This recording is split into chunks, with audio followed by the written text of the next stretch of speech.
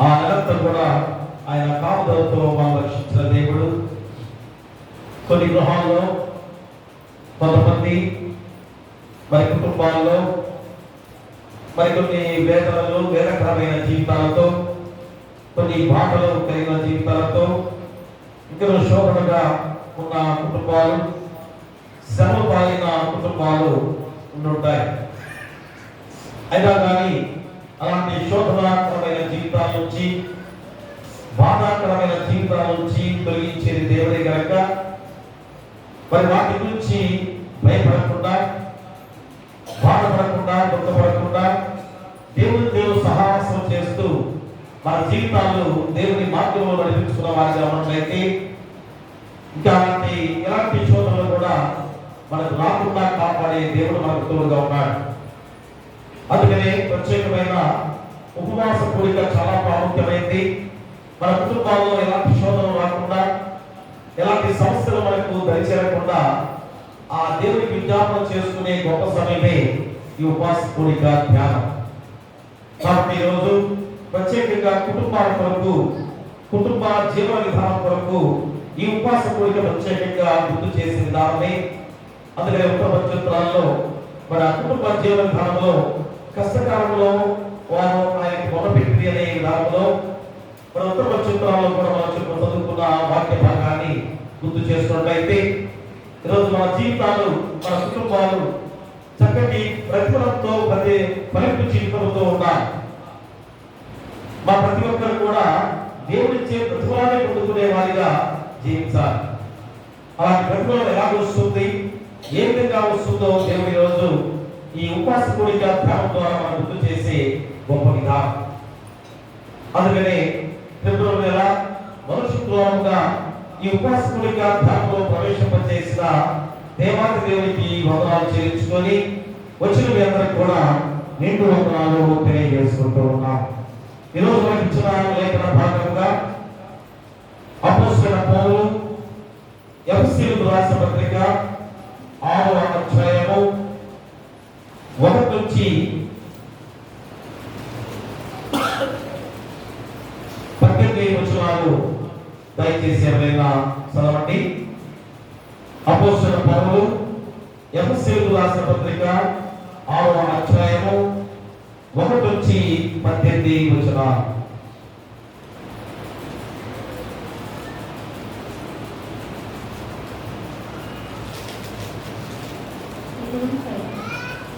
ఏర్పాటు చేయబడి ఎఫెసీయులకు రాసిన పత్రిక 6వ అధ్యాయం 1 నుంచి 18 వచనాలు. పిల్లలారా, ప్రభువునందు మీ తల్లిదండ్రులకు విధేయులైనప్పుడు ఇది ధర్మమే. నీకు మేలు కలుగునట్లు నీ తండ్రిని తల్లిని సన్మానించు, అప్పుడు నీవు భూమి మీద దీర్ఘాయుష్మంతుడవగు. ఇది వాగ్దానంతో కూడిన ఆజ్ఞలలో మొదటిది. తండ్రులారా, మీ పిల్లలకు కోపం రేపక ప్రభువు యొక్క శిక్షలోను బోధలోను వారిని పెంచుతుంది. దాసులారా, యథార్థమైన హృదయం గలవారై భయముతోను వణుకుతోను క్రీస్తు వలె శరీర విషయమై మీ యజమానులైన వారికి విధేయులై ఉండి మనుషులను సంతోషపెట్టువారు చేయనట్లు కంటికి కనబడుటకే కాక క్రీస్తు దాసులని ఎరిగి దేవుని చిత్తమును మనపూర్వకముగా జరిగించుచు మనుషులకు చేసినట్టు కాక ప్రభువులకు చేసినట్టే ఇష్టపూర్వకముగా సేవ చేయుడు. దాసుడైనను స్వతంత్రుడైనను మీలో ప్రతి వాడును ఏ సత్కార్యము చేయును దాని ఫలము ప్రభువు వలన పొందినని మీరెరుగుదురు. యజమానులారా, మీకును వారికి యజమానుడైన వాడు పరలోకమందున్నాడని ఆయన పక్షపాతము లేదని ఎరిగిన వారై వారిని బెదిరించడం మాని ఆ ప్రకారమే వారి ఎలా ప్రవర్తించింది. తుదకు ప్రభువు యొక్క మహాశక్తిని బట్టి ఆయన యందు బలవంతులై ఉండు. మీరు అపవాద తంత్రములను ఎదిరించుటకు శక్తిమంతులగినట్లు దేవుడిచ్చు సర్వాంగ కవచమును ధరించుకున్నది. ఏలయనగా మనం పోరాడినది శరీరులతో కాదు కానీ ప్రధానులతోనూ అధికారులతోనూ ప్రస్తుత అంధకార సంబంధులకు లోకనాథులతోనూ ఆకాశ మండలం అందున్న దురాత్మ సమూహములతోనూ పోరాడుతున్నాము. అందుచేత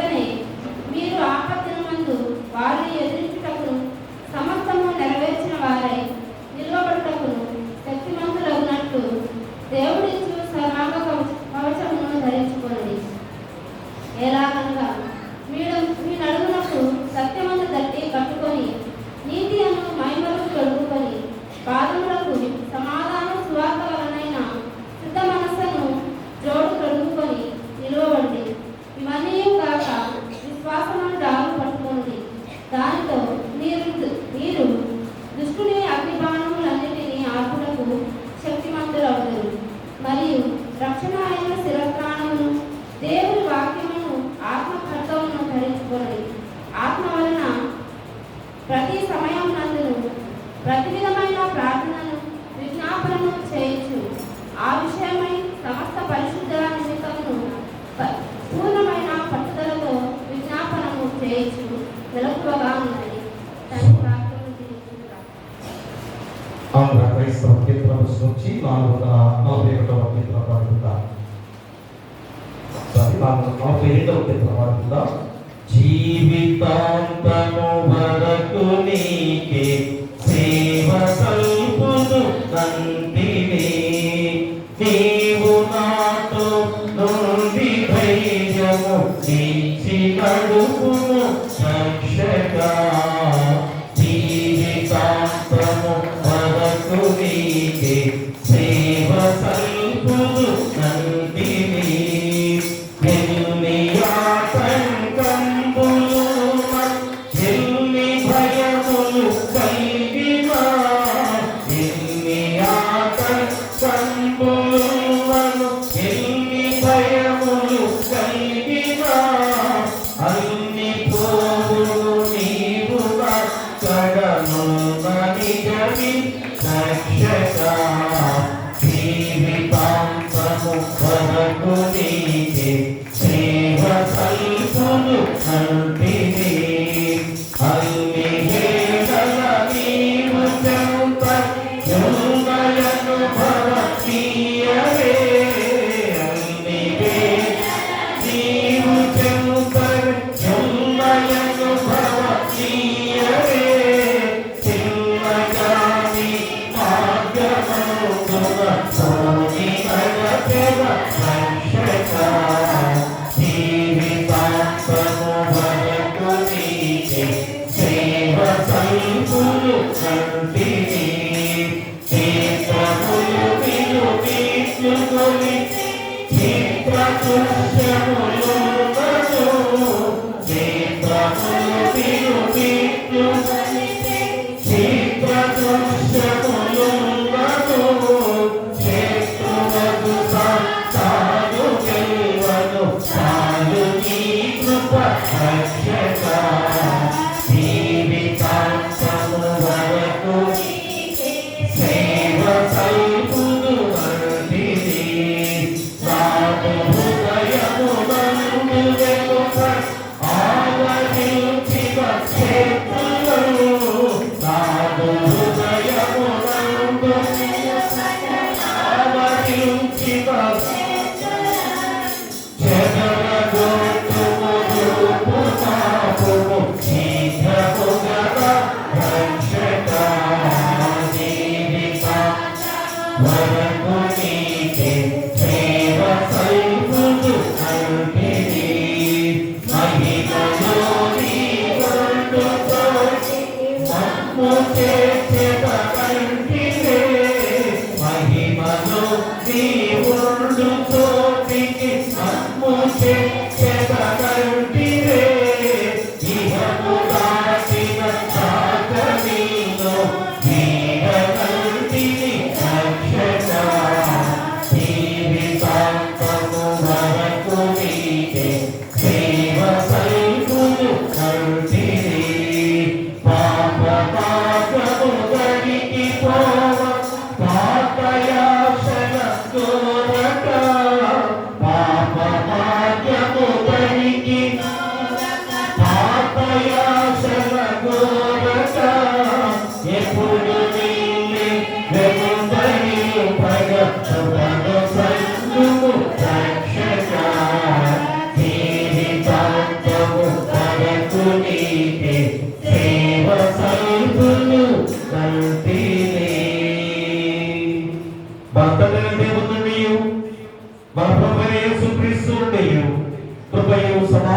మీకు కలుగును గాక. ఆమేన్. దయచేసి కూర్చోండి. ప్రియ దేవుని సంగమా, దేవులారా, ఎంతో ప్రాముఖ్యమైన సమయంలోకి మనం ప్రవేశించున్నాం. ఎందుకనగా దేవుని జీవవాక్కులు మన హృదయంలో భద్రపరుచుకునే గొప్ప సమయం. వాక్యమే మనకు జీవాధారమై ఉండగా ఆ వాక్యానుసారమైన జీవితంలోనే మనం ఎన్నో ఆశీర్వాదాలు, ఎన్నో మేలు పొందుకుంటూ మన జీవితాలు ఎంతో ధన్యకరంగా ఉంటాయి. అది ఖచ్చితంగా మనం తెలుసుకోవాల్సిన గొప్ప సత్యము. కాబట్టి మళ్ళా ఈ ఫిబ్రవరి నెల మొదటి శుక్రవారముగా ఈ ఉపవాస కోడిక ధ్యానంలో అందరూ కూడా పాల్గొని దేవుని నామాన్ని ఘనపరుచుకొని ఆ దేవుని ఆశీర్వాదాలు పొందుకునే ధన్యకరమైన జీవితాన్ని ఇంత గొప్ప సమయముగా దేవుడు మనకు అందించిన దేవాది దేవుడు. కాబట్టి ఎన్ని పనులున్నా, ఎన్నో ఇబ్బందులున్నా, కుటుంబాల్లో శోధనలున్నా, మా ఖచ్చితంగా ఈరోజు దేవుని సన్నిధిలో ఎంతో దీవెనకరమైన ఆ గొప్ప ఆతిథ్యంలో దేవుడు వహిస్తున్నాడు. దాన్ని ఖచ్చితంగా మనం గుర్తు చేసుకోవాలి. ఉపవాస కోరిక ధ్యానం అంటేనే ఎంతో శక్తితో కూడుకున్న గొప్ప విధానం కనుక దాన్ని ఎవరు అశ్రద్ధగా నిర్లక్ష్యంగా ఉండకుండా ప్రతి ఒక్కరు కూడా దేవుని పాసంలో గడపాల్సిన బాధ్యత. ఎలాంటి విపరీతమైన సమస్యలు మనకు వస్తున్నాయో, మా వాతావరణ మార్పుల్లో ఎన్నో భయంకరంగా మనం చూస్తున్నాం. ఆరోగ్య విషయాల్లో ఎలాంటి వ్యాధి సంభవిస్తుందో మనకు తెలియలేదు. ఇంకను విపరీతమైన బుద్ధులు, విపరీతమైన ఆలోచనలు, ఇవన్నీ కూడా ఈ లోక విధానంలో అపవాది మనల్ని దేవుని రాజ్యానికి అర్హులు కాకుండా చేయడానికి అది పట్టే ప్రధానముగా గుర్తు చేసుకోవాలి. అందుకని ప్రతి నెలలో మొదటి శుక్రవారముగా ఈ ఉపవాస కోడిక ధ్యానంలో మన జీవితాన్ని, సర్వస్వాన్ని దేవుడు సమర్పించుకొని, అయ్యో నాకు ఏ విధమైన సమస్యల లోకంలో నాకు చుట్టుముట్టకుండా నేను పరిశుద్ధమైన మార్గంలోనే దేవుని రాజ్యానికి అర్హత పొందుకునే వాడిగా ఉండాలి అని తీర్మానం చేసుకోవాల్సిన బాధ్యత ఎంతైనా ఉంది. మన అక్కడ అతి సమీపంగా ఉందని ఎన్నో సంవత్సరాల నుంచి మనం గుర్తు చేసుకుంటున్నాం. ఇప్పుడు కూడా వింటూనే ఉన్నాం. ఎందుకు ఆలస్యం అవుతుంది అనే దాన్ని మీరు ప్రశ్న వేసుకుంటున్నారా? అయ్యా, మా చిన్నప్పుడు మా తాతలు కూడా రాకడా అనేది గుర్తు చేశారు. అప్పుడు కూడా రాకడా వస్తుంది అంటున్నారే, మరి ఇంత తరానికి కూడా ఇప్పుడు రాలేదు అని ఆలోచన చేస్తున్నారేమో. అప్పుడు అది వస్తే మన జీవితాలు ఎలా ఉండబోతున్నాయి? రాకడలో మనం దేవుని రాజ్యంలో ఉండకపోతే మా అజ్ఞాను పురుషాలుగా ఆ భయంకరమైన వేదన మనం పొందుకోలేమని పదే పదే గుర్తు చేస్తున్నాడు. అందుకని ఇప్పుడు ఆలస్యం చేస్తూ, అయ్యా నా మార్గంలోకి నడవమని, నా మార్గంలో నువ్వు వెలుగు పొందుకోమని, ఆ మార్గ జీవితమే నీకు మోక్ష మార్గం అని పదే పదే నీకు గుర్తు చేస్తూ తెలియజేస్తూ ఈ లేఖన భాగాల ద్వారా నిన్ను బలపరుస్తున్న గొప్ప విధానమే ఉపవాస కోడిక ధ్యానం. కాబట్టి ఏదో ఉపవాస కోడిక అన్న నోటి మాటతో కాదు, కానీ అమ్మ నీ హృదయంతో ఆరాధించుకునే వారిగా, నీ హృదయంలో దేవుని వాక్యాన్ని భద్రపరుచుకునే వారిగా ఉండాల్సిన బాధ్యత ఎంతైనా ఉంది. దాని ద్వారా ఎన్నో ప్రయోజనాలు నీ ఒక్కరికే కాదు, నీ కుటుంబ జీవితానికి, నీ కుటుంబంలో ప్రతి బిడ్డకు, నీ బిడ్డల యొక్క ఎదుగుదలకు, ప్రతి విధమైన వాటికి ఈ ఉపవాస కోడిక ధ్యానము చాలా ప్రాముఖ్యమైనది మనం చాలా గుర్తు చేస్తున్నాం. అందుకనే పదే పదే ప్రతి ఉపవాస కోడికలో కూడా మనం ఏం గుర్తు చేసుకుంటున్నాం? మా విజయవంతమైన క్రైస్తవ జీవితానికి ఉపవాసం అనేది ఒక గొప్ప సాధనము అని గుర్తు చేస్తున్నారు. చూడండి, క్రైస్తవ జీవితంలో మా ఉపవాసం అనేది ఒక గొప్ప సాధనం. దాన్ని మనకిచ్చిన దేవునికి ఎలాంటి స్థుతులు మనం చెల్లించుకోవాలి? ఇంత బాధ్యత దేవుడు మనకి ఇచ్చిన ఉండగా, ఎందుకంటే ఈ సమయంలో అందరూ కూడా ఏదో పని చేసుకొని మన జీవనాన్ని గడుపుకుంటూ ఉండేవారు కదా. ఏదో సంపాదనతో డబ్బు సంపాదించుకునేవాడు కదా అనుకునేవారు చాలా మంది లేకుండా పోలేదు. కానీ డబ్బు కన్నా సంపాదన కన్నా ఈ రోజంతా కూడా దేవుని ఆలయంలో గడపడం అనేది నా కుటుంబానికి నా జీవితానికి దేవుడిచ్చే మహాభాగ్యం అని మనందరూ కూడా గుర్తిని ఈ రోజు ఇక్కడికి చేరిన బిడ్డలుగా నేనున్నా. అది ఎంత ధన్యకరం, మరి కుటుంబానికి ఎంత దీవెనకరం, నీ బిడ్డలకి ఎంత ఆశీర్వాదకరం. కాబట్టి నేను ఎవరు కూడా మా అసలు చేయడం పదే పదే గుర్తు చేస్తూ మరి పరిశుద్ధ గ్రంథాన్ని మనం చాలాసార్లు ఎన్నోసార్లు మనం పరిశీలించిన బిడ్డలుగా ఉన్నాం. మరి మాతృ కాలంలో ఇశ్రాయేలు జనాంగానికి ఏ రీతిగా వారి యొక్క జీవిత విధానాన్ని ఉపవాస ద్వారా వారు ఎలాగా శక్తివంతమైన విధానంలో వచ్చేవారో పూర్వకాలంలో పాతమైన కాలంలో మనందరూ కూడా గుర్తిరిగిన వారిని. అది పాతమైన కాలం కదండి. మరి కొత్త కాలంలో అయితే మనకి అవసరం లేదు కదా. యేసుక్రీస్తు స్వయంగా మన మధ్యకు వచ్చి మరొకరు త్యాగం చేసి రక్షించాడు కదా. నీకెందుకు అని అనుకుంటున్నారా ఎవరైనా? ఎందుకు అనుకునేవా? ఎలా ఉండాలి? మా అపోస్తలుడైన పౌలు జీవితంలో ఎలాగా అతను సాధించాడో ఆ జీవితం మనం పొందుకున్న వారిగా ఉంటే అవసరం లేదు. కానీ అలాంటి జీవితం అనుకుందా? మా గొప్ప సాక్ష్యం అపోస్తలుడు ఏమని బ్రతుకుట క్రీస్తే సావైనా లాభమే. ఎందుకు ఆ మాట గుర్తు చేస్తున్నాడు? మా బ్రతుకుంటే నేను ఎంతమందిని రక్షిస్తాను, ఎంతమందికి నేను స్వార్థ చెప్పి వారిని దేవుని రాజ్యానికి అర్హులుగా చేస్తాను. సరిపోతే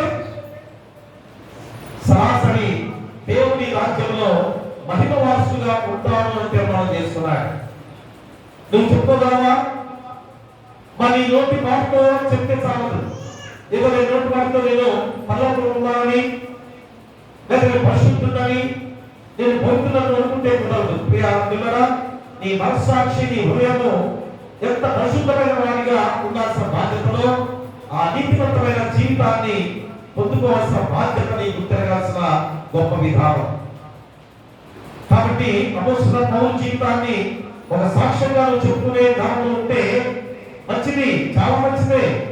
కానీ నువ్వు ఎలాంటి ప్రవర్తనతో ఉన్నావు ఒకసారి ఆలోచన చేసుకొని ఆ సాక్ష్యం నువ్వు చెప్పుకున్నట్లయితే ఖచ్చితంగా దేవుని రాజ్యంలో నువ్వు కూడా అర్హుడమే. అందుకని ఈ రోజు ఎలా ఉంది? ఏ చిన్న అవకాశం వస్తే అమ్మవారిని చెడు మార్గంలో ప్రయాణం చేసే విధానంలో నడిపిస్తున్న విధానం. ఏదో పూర్వకాలం అనుకుంటున్నాం కానీ ఇప్పుడే ఎక్కువగా మన చెడు వస్తున్న విధానం, దేవుని మార్గంలో లేకుండా చేసే భయంకర విధానంలో ఇప్పుడు ఎక్కువగా ఉందనేది కూడా సత్యంగా ఈరోజు దేవుని వాక్యాన్ని మనం గుర్తు చేస్తున్నాం. కాబట్టి ఈరోజు ఆ ఇశ్రాయేలు యొక్క జీవితము ఎలాంటి సాంప్రదాయాలతో వారు జీవించేవారో అలాంటి విధానంలో వారు దేవుని మార్గంలో లేకపోతే అయ్యో మేము నశిస్తాం అని తెలుసుకున్న వారిగా ఉన్నారు కనుకనే తిరిగి వాళ్ళు ఏం చేసేవారు? ఉపవాసాలను చాటుకొని దేవుని నామాన్ని గడపరుచుకొని వల్ల ఆ సకలమైన మార్గంలో జీవించే వారిగా ఉంటూ ఉంటారు. అందుకనే ఈ రోజు ఎందుకు అనుకునే వారందరూ కూడా మళ్ళా మీ హృదయాన్ని తెలుసుకొని అయ్యో నేను ఎలాంటి ప్రవర్తనతో జీవిస్తున్నారు, కాబట్టి నాకు ఈ ఉపవాసం గురించి చాలా ప్రాముఖ్యమైంది, నా జీవితాన్ని మంచి మార్గంలో నడిపించుకోవడానికి నాకు చాలా అవసరమైంది, నా శరీరాన్ని అందులో పెట్టుకోవడానికి నాకు చాలా అవసరమైంది అని తీర్మానం చేసుకోవాల్సిన సమయం ఆసనమైంది. అందుకని మాటల ప్రకారంగా ఇశ్రాయేలు జనాంగమంతా కూడా సంవత్సరానికి కనీసము ఒక్క రోజైనా ఉపవాసం ఉండేవారు. ముఖ్యంగా మా ప్రాచీన దినాన యూదులు పిలిచే యోమ్ కిప్పూర్ అనే రోజు ఉపవాసం ఉండడానికి దేవుని ఆదేశంగా వారు పొందుకున్న గొప్ప విధానం. చూడండి, దేవుని వాక్యం ఎలాగా పాటిస్తున్నారో, దేవుని మాటలు ఎలాగా విన్నారో మనం ఒకసారి ఆలోచన చేసుకోవాలి. నేను మాటలు మనం ఎందుకు పాటిస్తున్నారు అనుకుంటున్నారేమో కానీ మా ఆరోగ్య బాగా జీవించారు అనేది మళ్ళా మనం గుర్తు చేసుకోవాలి. మరి ఈరోజు యేసుక్రీస్తు వారు మరొకరికి ఆయన ఇంత మహామర్యాదగా అర్పించుకున్న విధానంలో కూడా మనం దేవుని మార్గంలో లేవు అంటే అర్థం ఏంటి? మనలో పరిశుద్ధమైన జీవితాలతో మన జీవితాలను కొనసాగించుకోలేకపోతున్నామంటే అర్థం ఏంటి?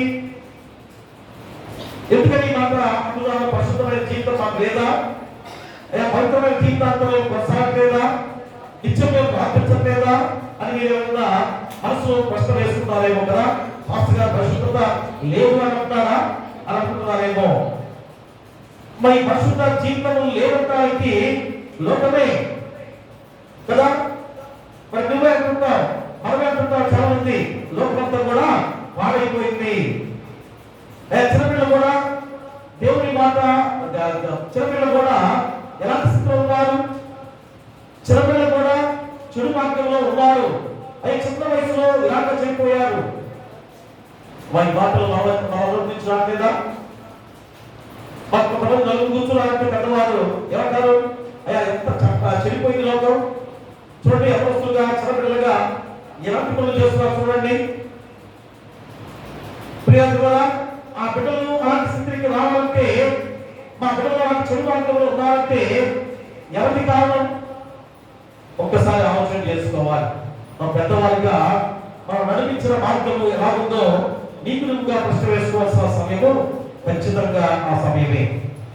అందుకనే ప్రియ ఈ ఉపవాస కోరిక ధ్యానంలోనైనా సంఘంలో నీ బాధ్యతలు గుర్తరగా. అందుకనే ఈ ఫిబ్రవరి నెల ఈ శుక్రవారం యొక్క ఉపవాస కోరిక ధ్యానం ఎవరి గురించి అనగా మన కుటుంబ జీవనాల గురించి మనం చెప్పే గొప్ప విధానం. ఆ కుటుంబ జీవన విధానంలో ఎలాంటి పరిశుద్ధమైన జీవితంతో మన కుటుంబం అంతా కూడా దేవుని మార్గంలో ఉన్నట్లయితే ఎంతటి చక్కటి ప్రతిఫలము దేవుని ద్వారా పొందుకుంటామో నీ గుర్తు చేసే గొప్ప విధానం ప్రేమల. కాబట్టి మన ఉపవాస కూడిక, ఆ ఉపవాసం అంటే ఏంటో ప్రతిసారి కూడా మనం గుర్తు చేసుకుంటున్నాం కదా. ఏమిటి ఉపవాసం అంటే? ఆత్మీయ అవసరాల సాధనకు, సంతృప్తికి ఆహారం తీసుకోకుండా మరి ఉండుట అని అర్థమని కూడా పదే పదే మనం గుర్తు చేసుకుంటే కదా. ఎందుకంటే ఆత్మీయ అవసరాల సాధనకు, సంతృప్తికి, ఆత్మీయంగా మనం బలపడటానికి ఉపవాసం అవసరమైంది. అందుకని ఈ ఆత్మీయతను బలపరచుకోవడానికి శారీరక ఆహారం కూడా లేకుండా దేవుని ధ్యానం చేసుకునే శక్తివంతులుగా ఉండాలి అనేది కూడా చాలా ప్రాముఖ్యమైంది. ఇక్కడ ఆత్మీయ అవసరాలు అంటే ఏమిటి? మా దేవుని వాక్యాన్ని అర్థం చేసుకోవడము, ఇక్కడ ఆయన సహాయం కోరటము, ఇక్కడ సమస్యల్లో దేవుని నడిపింపును అడుగుతా, ఇక్కడ స్వస్థత విడుదల కొరకు ఏ ప్రకారం కూడా ప్రార్థించే వారిగా ఉండటము. మరి నీ హృదయాన్ని మరి సిద్ధపరచుకొని దేవుని మార్గంలో నడవడం అనేది ఆత్మీయ అవసరత అనే మాటగా నీ గుర్తు చేసిన సందర్భం. మరి ఉపవాసం చేయవలసిన పద్ధతి ఎలాగా? ప్రేమ చాలా ముఖ్యంగా గుర్తు చేసుకోవాలి. ఎందుకంటే ప్రతి ఉపవాసకుడిలో ఎందుకు ఈ మాటలు మళ్ళా రిపీట్ చేసి మీకు గుర్తు చేస్తున్నారంటే, ఉపవాసం అనేది ఎందుకు ఎలాగా చేస్తున్నాం అనేది కూడా తెలుసుకుని మనం ముందుకు సాగాల్సిన బాధ్యత మనపై ఉంది. కాబట్టి దేవుని బిడ్డలారా, మనం చేసే సాధారణ మానవ ప్రయత్నాలు విడిచి అసాధారణమైన దేవుని శక్తిని అడిగి దాన్ని ఆశ్రయించడము నిజమైన ఉపవాసం అని గుర్తు చేస్తున్నాడు. మరి రోజు నీకు నీ కుటుంబంలో ఎన్ని సమస్యలు ఉన్నాయి? సంఘంలో ఎన్ని సమస్యలు ఉన్నాయి? దేశంలో, ప్రపంచంలో ఎన్ని సమస్యలు ఉన్నాయి? మన సమాధాన జీవితాంతం మనం జీవిస్తున్న వారిగా ఉండగా నీ హృదయాన్ని దేవునికి సమర్పించుకొని మనం వేతనం పెడుతూ విజ్ఞాపన చేస్తూ దేవుని అడగాల్సిన ప్రాముఖ్యమైన సమయంగా దేవుని ఇచ్చిన గొప్ప బాధ్యత. చూడండి ఎంత బాధ్యతని. నీ ద్వారా నువ్వు చేసే ప్రార్థన ద్వారా దేవునికి ఉండబెడుతున్నావు. ఆ మనమే ఆలకించాలి అంటే నువ్వు ఎలా ఉండాలి, నువ్వు ఎలా ప్రార్థన చేయాలి, అది ఉపవాసకుడికి ధ్యానంలో నీకు ఎలాగ చేయాల్సిన పద్ధతిని దేవుడు గుర్తు చేస్తున్నాడు. అందుచేత మా ఉపవాసం యొక్క నిష్ఠతో నియమబద్ధంగా ఆత్మీయంగా చేయాలని, ఆశామాషిగా అందరి దృష్టిని ఆకర్షించడానికి ఒక ఆచారంగా అలవాటుగా చేయకూడదని యేసుక్రీస్తు వారి మత్తయి సువార్త 6వ అధ్యాయంలో 16 నుంచి 18 వచనాల్లో చెప్పబడిన మాటలు గుర్తు చేసుకున్నాం. ఎందుకంటే ప్రతిసారి కూడా ఆ లేఖన భాగాలు మనం చదువుకుంటూ ఉన్నాం. మన ఇంటిగా మళ్ళా చదువుకోండి. ఉపవాసం ఎలాగ చేయాలి, దాని మత పేరుని కూడా పదే పదే గుర్తు చేసుకోవాలి. మరి ఉపవాసం ఎందుకు చేయాలి, లేక ఎందుకు ఉండాలని నువ్వు అనుకున్నావేమో కదా. మరి దేవుని సన్నిధిలో మానవులుగా అందరూ కూడా ఎలా ఉండాలి? తమను తాను తగ్గించుకోవడానికి, మధ్యలో వినయ విధేయతలతో మసులుకోవడానికి ఉపవాసం అనేది చాలా అవసరం. మనుషులుగా మనం ఎంత గర్వపడుతున్నాం. మన దేవుడు సృష్టించిన మానవ జాతిగా మరి దేవుడిని లెక్క చేయకుండా గర్వపడేవారు ఉన్నాం. మరి లూసిఫర్ అనే సాతాను ఒకప్పుడు ఎలాంటి గొప్ప స్థితి కలిగిన జీవితము, మరి ఎంత శక్తివంతమైన జీవితంతో ఉన్న లూసిఫర్ ప్రధానమైన దూత, దేవుని చెత్త ఎంత గొప్ప దూతగా ఉన్న ఆ దూత ఎప్పుడైతే ఈ దేవుని కన్నా నేనే గొప్పవాడిని అనుకుని గర్వపడిందో వెంటనే పతనమైపోయి మరి దేవుని చెత్త నుంచి పాతాళంలోకి నెట్టివేయబడిన సన్నివేశాన్ని గుర్తు చేసుకోవాలి. మా మనుషులుగా మానవులుగా మనం కూడా అలాంటి గర్వంలో ఉండకూడదు. ఏమవుతుందో, ఎలాంటి స్థితి మనకు కలుగుతుందో ఒక్కసారి ఆలోచన చేసుకుంటే మన జీవితాలు, మన ప్రాణాలు ఎలాగా పోతున్నాయో మనం గుర్తు చేసుకోవాలి. నేనైతే ఒక చిన్న ఆలోచిస్తాను, అంటే ఈ పాస్టర్ గారు కూడా ఇలా చనిపోతారా అని మీరు అనుకోవచ్చేమో. మా పాస్టర్ గారు అంటే మనుషులు కాదా? ప్రియదురా, నేను అప్రివాడలో ఒక పాస్టర్ గారు 4 నెలల క్రితం అక్కడికి వెళ్ళారు. నిద్రపోతూ అసలు చనిపోయిన ఉలుకు పలుకు లేకుండా అంత్యగతంలో చనిపోయిన పాస్టర్ గారు. మా సొంతలు బాపట్ల, హైదరాబాద్. ఇంకా సమాధి జరుగుతుందో లేదో తెలియదు. ఈరోజే మరి వారి కుమారుడు అమెరికా ఉంటే ఇతను రావడానికి సరిగా లేదు, ప్రయాణం లేక అంతే వచ్చారు. మరి ఇలాంటి మరణం మనకు వస్తుందో తెలుసుకుని కూడా మరి ఈరోజు ఎలాగా మనం జీవిస్తున్నాం. కాబట్టి ఎన్నో సూచనలు మనకు కలిగాయి, ఎన్నో సూచనలు మనం చూసాం. మన జీవితంలోనే ఎన్నో భయంకరమైన సూచనలు చూశాను. ఒకప్పుడు ఆ పూర్వకాలం అనేవారు కదా, కర్మ భయంకరమైన వ్యాధి. మన తాతలు ముత్తాతలు కర్మ వ్యాధి అంటే భయంకరంగా భయపడిపోయారు, పారిపోయేవారు. అలాంటి వాటి కన్నా ఎన్నో రెండు ప్రమాదకరమైన అనారోగ్యములు, ఆ భయంకరమైన వ్యాధులు మన జీవితాల్లో మనం చూసాం. మరి అయినా కానీ మార్పు చెందామా ప్రియులారా? కాబట్టి ఈరోజు మన యొక్క ఆ గర్వం అనే అహంకారంతో జీవించే మానవ జీవితాలుగా మనందరం కూడా ఆ ఉన్న స్థితిని మార్చుకోవాల్సిన పరిస్థితి ఈ ఉపాసకుడిగా ధ్యానం ద్వారా నీకు దేవుడు అనుగ్రహించున్నాడు. కాబట్టి తను తాను తగ్గించుకొని విధేయతతో దేవుని నామాన్ని గర్వస్తూ జీవించాలి. కానీ ఉందా? మా చిన్న సంపాదన చేస్తేనే అహంకారంతో మనం జీవిస్తున్నాం అంటే ఉన్నాం కదా. చిన్న హోదాలకు వస్తే అహంకారంతో జీవించే వారిగా మనం జీవిస్తున్నాం. నువ్వు ఎంత ధనికుడు అయినా, ఎంత పోలీసుడు అయినా, మా కోవిడ్-19 వ్యాధి వస్తే ఏమైపోయావు? నీ స్థితి ఎలా మారిపోయిందో గమనించలేదా? కంటికి కనిపించిన చిన్న సూక్ష్మ జీవి ద్వారా ఎంతో కోటీశ్వరులు కూడా మరణించిన వారిని మనం చూశాం. మరి రోజు మన జీవితాన్ని ఒకసారి ఆలోచన చేసుకుంటున్నావా? అందుకని ఉపాసకుడిగా ధ్యానంలో ఖచ్చితంగా నీ హృదయాన్ని దేవుడికి పరిపూర్ణంగా సమర్పించుకుని ఆరాధించుకోవాల్సిన బాధ్యత నీకు ఉంది. అది ఉపాసన చేయడం మరొక కారణం ఏంటి? మా దేవుడి చిత్తాన్ని, ఆయన నడిపింపులు చూపే దిశ నిర్దేశాన్ని గురించి తెలుసుకోవాలి. దేవుడు నన్ను ఏ మార్గంలో నడిపిస్తున్నానో, ఎటువంటి నేను ప్రయాణం చేస్తున్నానో, ఎటువంటి ప్రయాణం చేస్తే నా జీవితం బాగుపడుతుందో ఆలోచన చేసి దేవుడు నీకు అనుగ్రహించేసే గొప్ప జ్ఞానం ఈ ఉపాసకుడి ద్వారా నీకు లభించే గొప్ప విధానం. సో ఎన్ని ప్రయోజనాలు దేవుడు ఈ ఉపాసకుడి ద్వారా లభిస్తున్నాడు. ఇంకా ఏంటనగా మా దేవుని వాక్యంలో ఉన్న నిగూఢమైన సత్యాలు, మా ఆత్మీయమైన మర్మాలు మనకు బయలుపరచాలంటే ఉపాసకుడి దేవుని సన్నిధిలో ప్రార్థన విజ్ఞాపనం చేస్తే దేవుడు ఖచ్చితంగా ఆ సత్యాలను తెలియజేస్తాడు. అదేగా దానియేలు విషయంలో ఎలాంటి విధానంలో, కళ్ళ భావంలో వచ్చే ప్రతిదీ కూడా దానియేలుకి ఎలా తెలిసేది? మా దానియేలు మనలాంటి వాడు కాదా? మా యోసేపు మనలాంటి వాడు కాదా? మరి వారికి వచ్చే కళలో ఎలాగా దాన్ని కనపరిచారు? దేవుడి ఇచ్చిన జ్ఞానం. మా దేవుని ఉపవాస ప్రార్థన ద్వారా, దేవుని వేడుకల వల్ల ఆ కళ భావం అదే కదా ఒక రాజు ఏ విధంగా ఒక హస్తంతో ఆ గోడ మీద వెలివేటెకల్ ఉపాసిస్ అనే పదం రాసి ఉండగా అదేంటి ఒక హస్తంతో రాబడి క్లియర్గా చూసామే, మరి దాని భావం ఎవరు తెలుపుతారు? ఇదిగో దానియేలు తెలియజేస్తాడు. ప్రియమరా, ఆ మాటకి అర్థము ఆ రాజుకే కనిపించిందంటే ఆ రాజు జీవితాన్ని తెరతలం చేసే దేవుడు ఆ గోడ మీద రాసిన అక్షరం.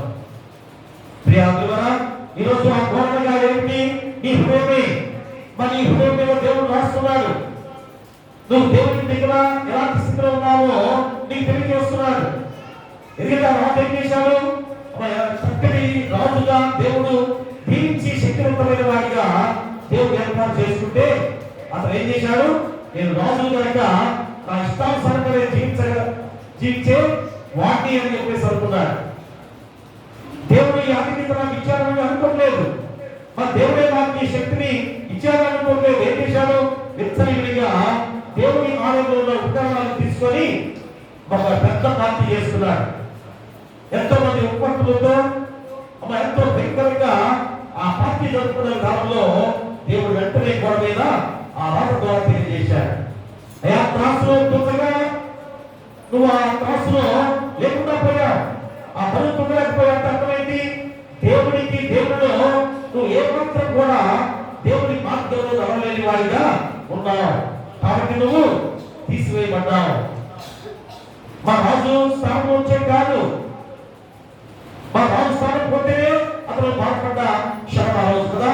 రాజుగారు తీసివేశారని హృదయంతో బాధపడ్డాడు కాదు. దేవుడు ఆ రాజు అనే కాదు, అసలు దేవుని రాజ్యంలోనే లేని వారిగా చేసే దేవాతి దేవుడిగా శక్తివంతుడు ఆయన. ప్రియా, మరి నువ్వు కూడా ఈరోజు ప్రార్థనలో చూస్తే ఎలాంటి బరువు తులుతున్నావు? మా దేవుడిలో తులుతున్నావా, అపవాది దానిలో తులుతున్నావా? ఒకసారి ఆలోచన చేసుకొని ఇప్పుడైనా నీ జీవన స్థితిని మార్చుకోవాల్సిన బాధ్యత నీ పని ఉంది. ఇక్కడ ఉపవాసం ఎందుకు చేయాలి, ఎందుకు ఉండాలి అంటే మా శారీరక రుగ్మతల నుండి, అభిప్రాయాల ధర నుండి, పేద నుండి ఇక్కడ విముక్తి పొందడానికి మా దేవుడు ఇచ్చిన గొప్ప సాధనమే ఈ ఉపవాసకుడి ధ్యానం. ఇక సాధారణ శోధన జయించాలంటే ఉపవాస ప్రార్థన ఎంతో అవసరము. కాబట్టి ఈ ఉపవాస కుడికలో నీ ప్రార్థన దేవుడు ఆలకిస్తున్నారా? ఎందుకు ఆలకించలేదు అనుకుంటున్నావా? ఖచ్చితంగా ఆలకించే దేవుడు నీకు తోడుగా ఉన్నాడు. ప్రియ దేవత, కాబట్టి ఈరోజైనా కానీ మన ఈ కుటుంబ జీవన విధానాలను ఆలోచన చేసుకునే వాడిగా ఉండాలి. నీ కుటుంబంలో ప్రతి ఒక్కరు కూడా దేవుని బిడ్డగా ఏ విధమైన ఇరుకతో ముందుకు సాగాలో మరి ఎఫ్సి రాసిన పత్రికలో అపోస్తలుల పౌలు ద్వారా నీకు గుర్తు చేసిన విధానం. కాబట్టి ఈ వాక్యం ద్వారా చక్కటి అంశంతో దేవుని యొక్క వాక్యాన్ని సిద్ధపరుచున్నాడు. రాజాని సన్నిధిలో మనసారా ఆరాధిస్తూ ప్రతికేస్తామయ్యా. రాజాని సన్నిధిలో నేనుంటానయ్యా. మనసారా ఆరాధిస్తూ ప్రతికేస్తామయ్యా. నేనుండాలేమయ్యా, నే బ్రతుకాలేమయ్యా. నేనుండాలేమయ్యా, నే బ్రతుకాలేమయ్యా. నీవే పూర్ణ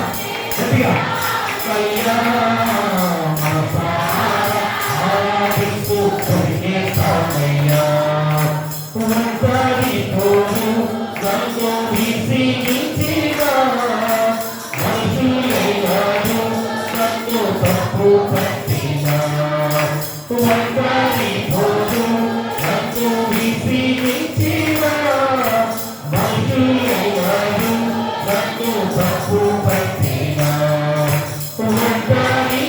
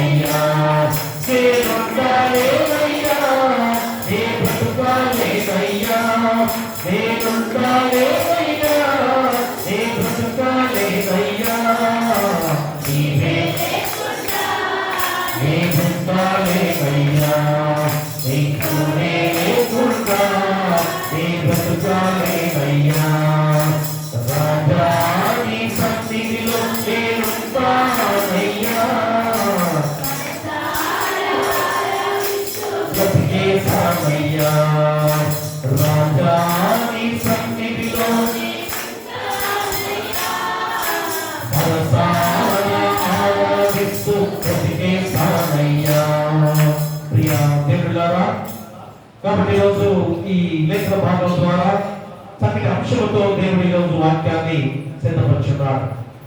ఏ విధంగా నీ కుటుంబ జీవన విధానం గురించి మీకు తెలియజేస్తూ నీ యొక్క కుటుంబ విధానంలో యజమానుడిగా యజమానురాలుగా నీ బిడ్డలుగా మరి యజమాను కష్టపడే విధానంలో నీ యజమానుల విషయంలో కానీ నీ దాసుల విషయంలో కానీ ఎలాంటి ప్రవర్తనతో జీవిస్తే నీ కుటుంబ జీవన విధానం ఎంతో గొప్పగా ప్రతిఫలం పొందుకుంటుందో చెప్పే వాక్యం ఈరోజు.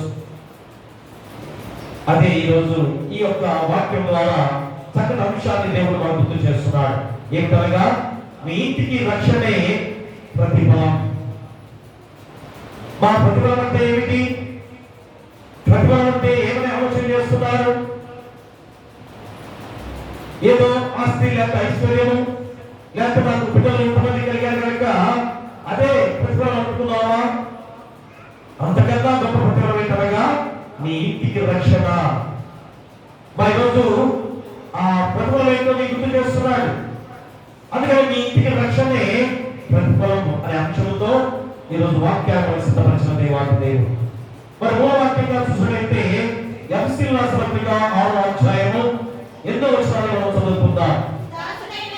దాసుడైనను స్వతంత్రుడైనను మీలో ప్రతివాడును ఏ సత్కార్యము చేయునో దాని ఫలము ప్రభు వలన పొందులని మీరెరుగుదురు.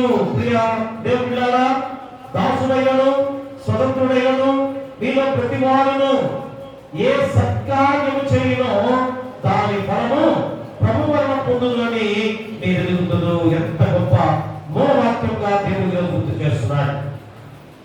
ఎందుకంటే ప్రతి వ్యక్తి కూడా ఒక కుటుంబం అనేది ఉంది. ఆ కుటుంబ వ్యవస్థని దేవుడు ఏర్పాటు చేశాడు. ఎందుకంటే ఆ కుటుంబ వ్యవస్థ కనుక లేకపోతే మన జీవితాలు ఎలా ఉండేవి, మా ఎలాంటి పరిస్థితుల్లో మనం ఉండేవా? ఈరోజు మన గృహంలో మరణిస్తే ఎంత దుఃఖం, ఎంత వేదన, మా కొన్ని రోజుల వరకు కూడా మన హృదయాలు ఎలాంటి స్థితిలో ఉంటాయో మనందరం కూడా తెలుసుకోవాలి. అలాంటి కుటుంబ జీవన విధానం కనుక లేకపోతే మనం ఎలాంటి పరిస్థితుల్లో ఉంటామో ఒకసారి ఆలోచన చేయండి. కుటుంబ వ్యవస్థగా దేవుడు ఏర్పాటు చేశాడు కనుకనే మా భార్యాభర్తలుగా ఏర్పాటు చేసిన దానిలో భర్తకి భార్య తోడు, భార్యకి భర్త తోడు. మా భర్త తప్పు చేస్తే భార్య, భార్య తప్పు చేస్తే భర్త ఏం చేస్తున్నా అది ప్రశ్నించే విధానం కదా. మరి ఈ విధంగా తప్పు చేస్తే పిల్లలుగా గర్తిస్తున్నాం. అది ఏంటి సమయం వచ్చా, నీ స్కూల్ ఎప్పుడైపోయింది, నీ పని ఎప్పుడైపోయింది, మరి ఈ టైంలో ఎందుకు వచ్చావు ప్రశ్న వేసే గొప్ప విధానం కదా. అదే కానీ కుటుంబ వ్యవస్థ లేకపోతే అలాగా అడిగేవాళ్ళం. యజమానులుగా నీ మీద అధికారిగా యజమానులు లేకపోతే నువ్వు పని చేస్తావా నీకే తెలుసు కదా. మరి పనులకు వెళ్తే ఆ రైతు ఉన్నప్పుడు ఒకలాగా చేస్తాం, రైతు లేకపోతే ఒకలాగా చేస్తాం. చేయవా? ఒక్కసారి మీ మనసులో సరదాగా ఆలోచన చేయండి. సీరియస్ గా కాదు కానీ సరదాగా. యజమానులు ఉంటే ఒక రకంగా చేస్తారు కదా, రైతు ఉంటే ఒక రకంగా చేస్తారు. ఆ రైతు నేను ఇప్పుడే ఇంటికి వస్తాను, మీరు అంతవరకు ఇవన్నీ కూడా ఈ రైతు పోయేది అని చెప్పేసి అంటారు. మా విధంగా మీ హృదయాలు ఎప్పుడు అయ్యో రైతు అయిపోతున్నాడు కదా, కాసేపు రెస్ట్ తీసుకుందాం అని చెప్పి చెప్పమా ఇలా చెట్టు కింద కూర్చుంటారు కదా. వెంటనే రైతు వెళ్ళేవాడు ఏం చేస్తాడు, వెనక్కి తిరిగి వస్తాడు. ఏం చేస్తాడు, అమ్మా ఏదో తప్పు చేస్తాడు, పరుగున వెళ్ళి ఆ యొక్క లైన్లో పడి గమ్మగా తీస్తుంటారు. ఆ రైతు ఏమన్నా ఇక చూసి మా మనసులో బాధపడి ఏం తప్ప అయిపోయి అంటాడు కదా. మా ఇవన్నీ కూడా జరిగే విధానమే. కాబట్టి యజమాను ఉన్నా లేకపోయినా కానీ నీ జీవన స్థితి ఎలా ఉందో ఒకసారి ఆలోచన చేయండి. అదే ఈరోజు మా ప్రతి విషయంలో కూడా ఈ ఎఫ్ఎస్సీ రాసిన పత్రిక 6వ అధ్యాయము అపోస్తలుడైన పౌలు చెప్పిన గొప్ప సందేశాలను గమనించుకోవాలి. అదే రోజు ఈ కుటుంబ వ్యవస్థ ద్వారా మా దేవుడు ఎంత గొప్ప విధానంలో మనందరం కూడా ఆ కుటుంబంలో మిగిలిన సభ్యుల పట్ల నీవు ఏ విధంగా ప్రవర్తిస్తున్నావు అనేది నీ వ్యక్తిత్వం వైపు ఉంటుంది. అలాంటి విధానంలో మరి మా ఎదురుగా ఏం చేస్తున్నావు, ఎలాగ ప్రవర్తిస్తున్నావు, చెడుగా ప్రవర్తిస్తే ఏమంటారు, అది ఇతరుడి చాలా చక్కగా మాట్లాడుతున్నాడు కదా, ఇతరుడి సరి ప్రవర్తన సరిగా లేదు అని ఖచ్చితంగా అడిగేది కావమే. ఈరోజు కుటుంబంలో పెద్ద అయినా తల్లి అయినా బిడ్డలైనా చెరగలుగా తెలియదేమో కదా, పెద్దవాళ్ళ ప్రశ్న వేస్తారు. తండ్రి నువ్వేం తిరాత్మలు చేస్తున్నా, తల్లి ఏం ప్రశ్నలు ఉన్నా మా ప్రశ్నించరా. ఖచ్చితంగా చాలా మంది కూడా ప్రశ్నించుంటారు కదా. అందులో ఏం చేస్తారు, మా బిడ్డలు కూడా చెరగొట్టే వారిగా ఉంటున్నారు. ఎందుకంటే తిరిగి మనం ప్రశ్నించరు, ప్రశ్నించకుండా చేయటానికి మా బిడ్డలు కూడా చెడు మార్గంలో, అంటే చెడు మార్గంలో కనిపించేదే ఉంది. మా వారి చెడు మార్గం ఉన్నప్పుడు బిడ్డలు ఏం చేస్తారు, అంతకన్నా నిచ్చలుడిగా తిరుగుతూ ఉంటారు కదా.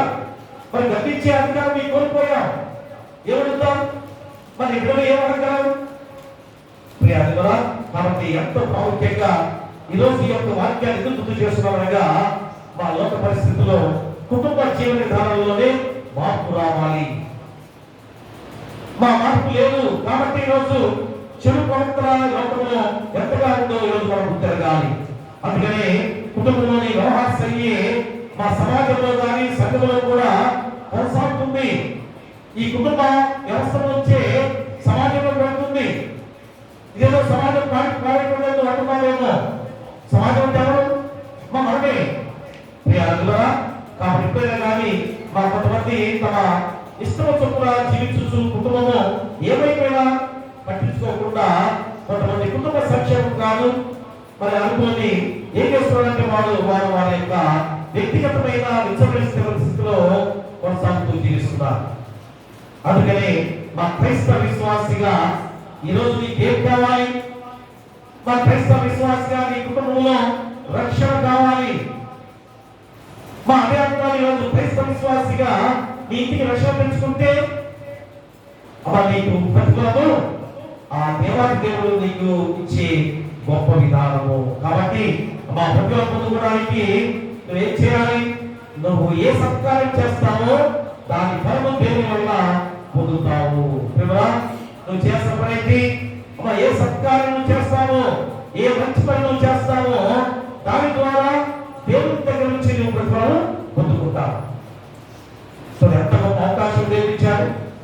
మా దేవుని ద్వారా ఎంత గొప్ప లబ్ధి పొందుతున్నాం. మరి రోజు నువ్వు ఏం చేస్తున్నా? ఎలాంటి సత్కారం చేయగలుగుతున్నా? ఎలాంటి మంచి పనులు చేయడానికి సిద్ధపడుతున్నా?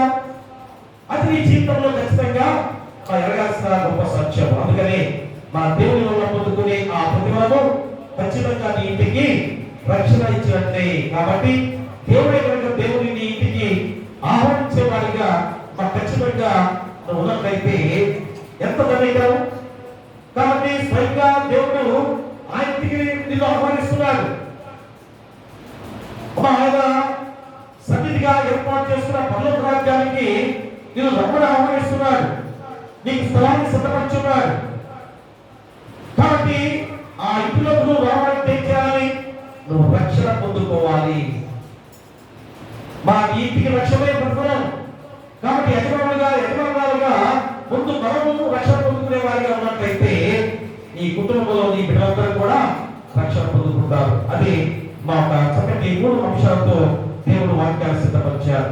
ఒకటి, మా దురాశల మనసు ద్వారా వచ్చిన ప్రతిఫలం.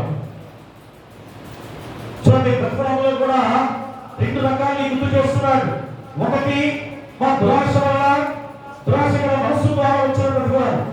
అది ఎలాగో గుర్తు చేసుకున్నట్లయితే రెండోది, ఒప్పుకోవడం వల్ల రక్షణ ప్రతిఫలం పొందుకునే గొప్ప విధానం.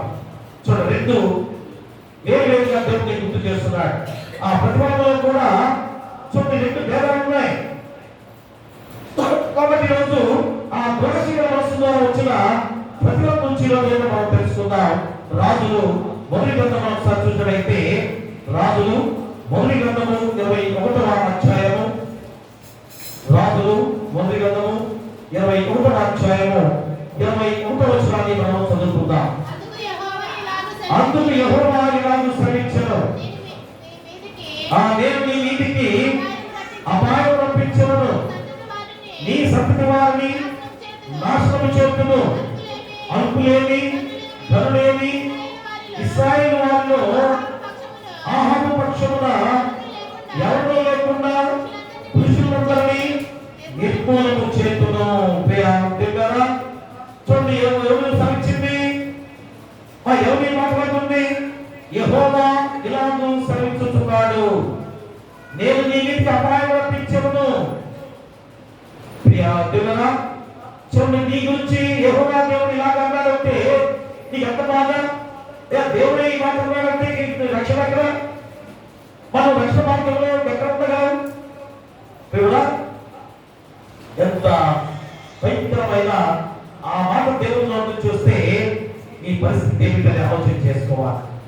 అందుకే రోజు ఎవరి నుంచి మాట? మా అహాబు గురించి రోజు మనం గుర్తు చేసే గొప్ప విధానం. ఎందుకంటే అహాబు ఏంటి? మా గొప్ప రాజు, మా దేవుడు రాజు ఏర్పాటు చేసుకున్నాడు.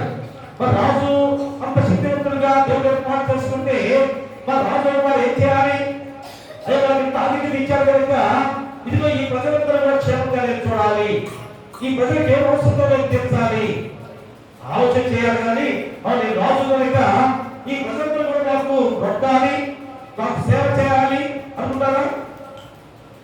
అనుకుంటున్నాను. ఈ లోకం ప్రేమరా, ఇది ఆశాకాక్షిగా ఈ పాత్రలో పాఠ్యపాఠంలో చెప్పిన వాక్యము ఏదో పాత్రలో కావాలని అనుకుంటున్నారేమో. మరి ఈరోజు లేదా మా అధికారులు కానీ గొప్ప గొప్ప వాళ్ళు అందరూ ఏమనుకుంటారు?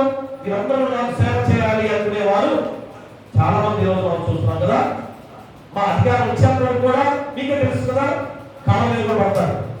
మనం చూసుకుంటారు కదా, కాళ్ళు కూడా పట్టుకుంటారు. వచ్చి పెద్దవాళ్ళు కాళ్ళు పట్టుకుంటారు, చిన్నవాళ్ళకి పట్టుకోరు. కానీ మీ ఇంట్లో పెద్దవాళ్ళు పక్క మీద కూర్చుంటే చాలా నమస్కారం చేసి, అయ్యా నేను ఇలాగా ఒక పదవికి నేను పోటీ చేస్తున్నాను కనుక నాకు ఓటయ్యి అని చెప్పేసి వస్తూ ఉంటారు కదా, మనం చూసి ఉంటారు కదా. తర్వాత అధికారిగా వచ్చిన తర్వాత ఏం చేస్తారు? ఎవరైనా మాట్లాడతారా? మాట్లాడుతున్నారా? వీరని కాదు, రాజకీయంగా చెప్పేవారమే కాదు, కానీ ఎవరైనా ఏ అధికారిగా ఉన్న వారు కూడా ఎంత గర్వం, వచ్చిన మనుషుల్ని ఎంత అసహ్యంగా మాట్లాడతారు. ప్రేమరా చూడండి, ఈరోజు మనుషుల యొక్క జీవన విధానం, జీవన శైలి ఎలా ఉందో ఈరోజు ఈ యొక్క మహాను రాజు నుంచి మనం గుర్తు చేస్తున్నా. ఏంటి యొక్క అహంరాజు చేసిన పని? చూడండి 3వ వచనంలో, అందుకు నాబోతు పైన ఒకసారి 2వ వచనం, అహను నాబోతు పిలిచి, ఈ ద్రాక్ష తోట నా నగదు ఆకుని ఉన్నది కనుక అది నాకు కూర తోటకేమో, దానికి ప్రతిగా దానికంటే మంచి ద్రాక్ష తోట నీకు ఇచ్చేదను, లేదా నీకు అనుకూలమైన దాన్ని క్రయమిమ్మని అడిగాను. అందుకు నాబోతు, నా పిత్రార్జితమును నీకు ఇచ్చినట్టు నాకు ఎంత మాత్రమును వందపడని చెప్పగా, నా పిత్రార్జితమును నీ తీయని యజ్రాయిలుడైన నాబోతు తనతో చెప్పిన దాన్ని బట్టి ఆహాబు మూతి ముడుచుకునే వాడై కోపముతో తన నగరకు పోయి మంచం మీద పరుండి ఎవరితో మాట్లాడకయు భోజనం చేయకయు ఉండేను. ప్రియరా, ఈ అహము యజమాని గురించి ఎవరు తెలుసు? ఎందుకు మీకు మళ్ళా గుర్తు చేస్తుంది? మా దేవుడు ఇచ్చిన మా గొప్ప ఆధిక్యతని మా కుటుంబ పరంగా కూడా ఎవరి నాశనానికి తీసుకొచ్చుకుంటున్నారో ఒక్కసారి ఆలోచన చేసుకోవాలి. ప్రియరా, నాబోతు అనే వ్యక్తికి ఒక చిన్న తోట ఉంది, అతని నగరానికి ఆనుకొని ఉంది. అదేదో చక్కగా పుట్టాల్సిన కనుక కష్టించి పని చేసుకున్న దానిలో సంపాదించుకుని చక్కగా జీవితాన్ని కొనసాగించుకుంటున్నాడు. దాని మీద పన్నుపడింది అహంరాజు కదా. ఎందుకు?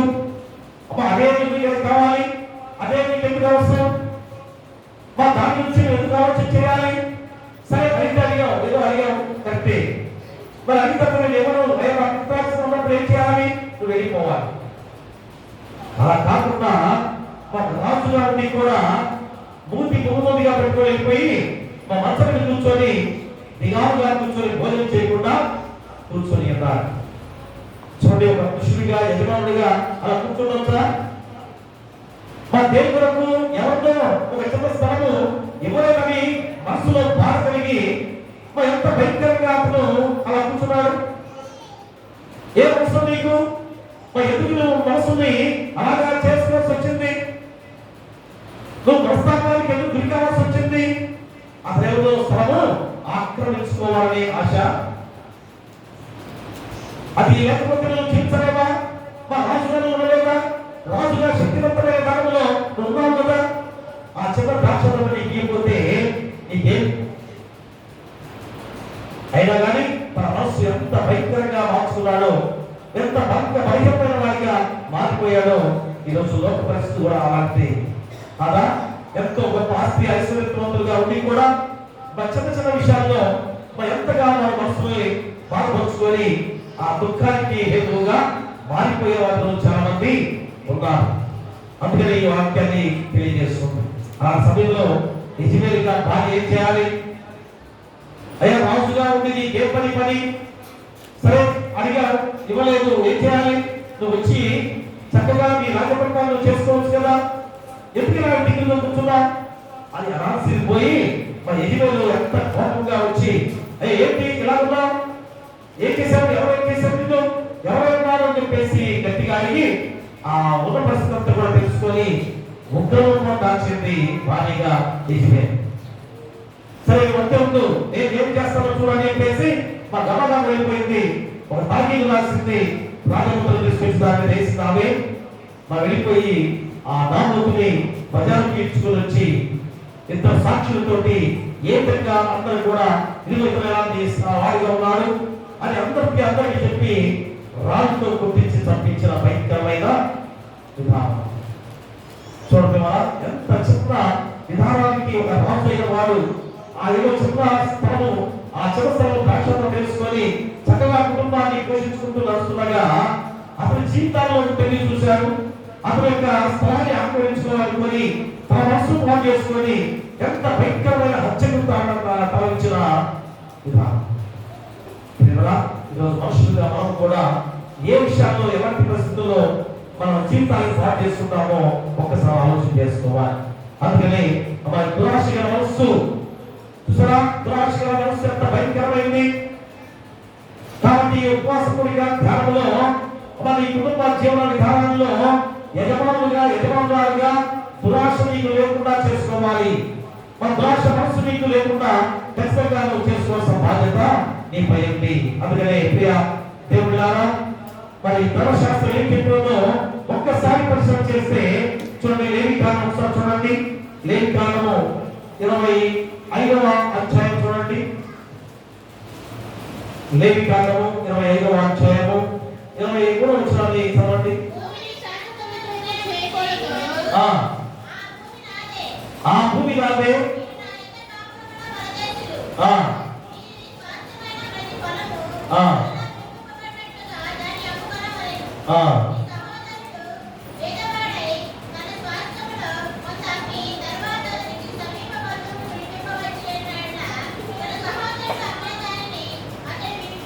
చాలండి ప్రియాంకరా. చూడ, భూమిని శాశ్వత విక్రయం చేయకూడదు. ఆ భూమి నాదే, మీరు నా యొక్క కాపుకున్న ప్రదేశులు. మీ స్వాస్థ్యమైన ప్రతిఫలము వల్ల విడిపించబడినట్టుగా దాన్ని అమ్ముకున్నవాడు. నీ సహోదరుడు పేదవాడై తన స్వాస్థ్యంలో కొంత అదే తర్వాత అతని సమీప బంధువులు విడిపింపవచ్చేలా తన సహోదరుడు అమ్మిన దానిని అతడు విడిపించదు. ఇంకా చక్కగా మొత్తం ఎలాగ రాయబడిందో చూసారా. అంటే శాశ్వత ప్రేమ చేయకూడదు. మన ధర్మశాస్త్రంలో ఎంత చక్కగా రాయబడింది. మీరు సంఖ్యాకాండం 36వ వచనంలో కూడా చూడండి ఒకసారి. సంఖ్యాకాండము 36వ అధ్యాయంలో కూడా నీకు గుర్తు చేస్తున్నాడు. 36వ అధ్యాయము 7వ వచనంలో నుండి ఇశ్రాయేలు స్వాస్థ్యం గోత్రంలో నుండి వేరొక గోత్రంలోకి పోకూడదు. ఇశ్రాయేలు ప్రతి వాడును తన పితరుల గోత్ర స్వాస్థ్యమును హత్తుకుని ఉండవలెను. చూసారా, మా వేరొక స్వాస్థ్యం మీకెందుకు? మా నామోటి యొక్క స్వాస్థ్యం మీకెందుకు?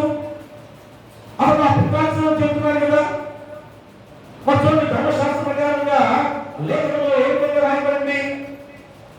అలాంటి తరము కూడా తప్పి అమ్మాయి యొక్క అహాబు ఇశ్రాయేలు వాడుగా ఉండి కూడా చూడండి ఎంత భయంకరంగా వేరొకటాన్ని హత్తుకోవాలని ప్రయత్నం చేసే భయంకరమైన జీవితం. అలాగే మా ఈరోజు మన కుటుంబాల్లో కూడా అలాంటి పరిస్థితి ఉందా?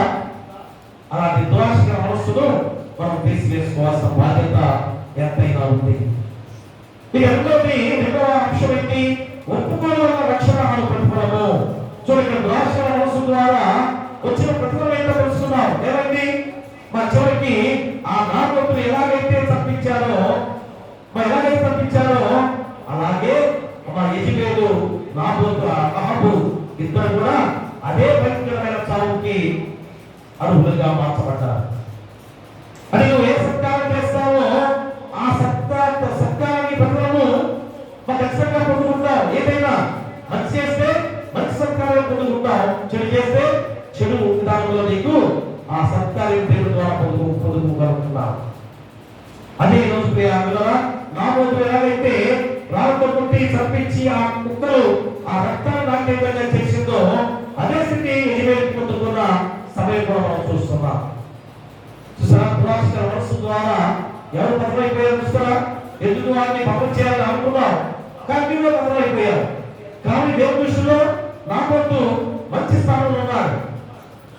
వీరు అగ్ని ఆరోగ్య సాగుగా ఉన్నారు. ఈరోజు నీ కుటుంబ జీవన విధానంలో కూడా ఎలాంటి స్థితిలో ఉన్నామో ఆలోచన చేసుకోవాలి.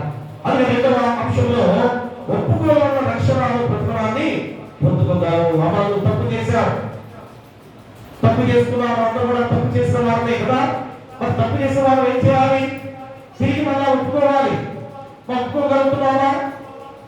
ఏదో కొద్దిగా బాధ కలుగుతున్నప్పుడు ఒప్పుకుంటున్నారు కదా.